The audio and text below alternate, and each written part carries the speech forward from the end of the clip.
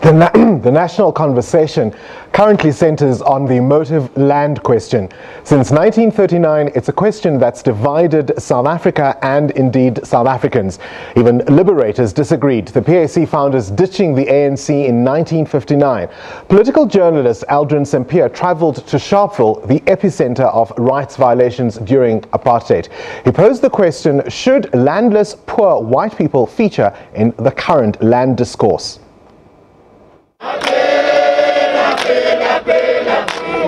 The sun rays slant through a quiet Sharpeville cemetery.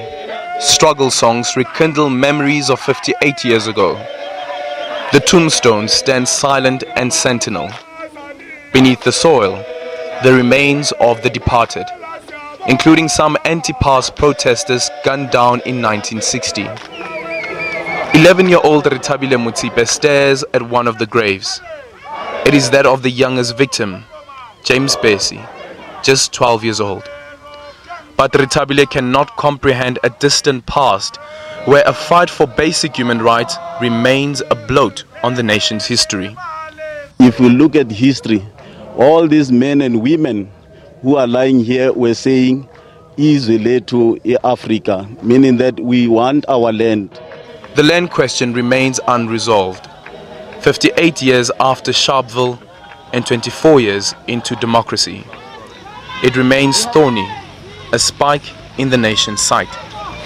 Most land remain in the hands of the minority, sparking protests such as these. But here in Soul City Informal Settlement is an anomaly. Cornelius de Koning, known to the locals as Thabo. We had asked for electric here. We had asked for toilets. We had asked for water. So they said they're going to give us a project to do that here. And nothing had happened. Nothing at all had happened. He's been living in a shack since 1992. I'm tired. I'm tired. All these people, he's tired. De Koning was 6 years old at the time of the Sharpeville massacre. It's unclear which side of history his family was on, but here is a white man who among black people is fighting for a piece of land. The hills and valleys and ridges, sweeping mountainsides, rivers and oceans. Who do these belong to?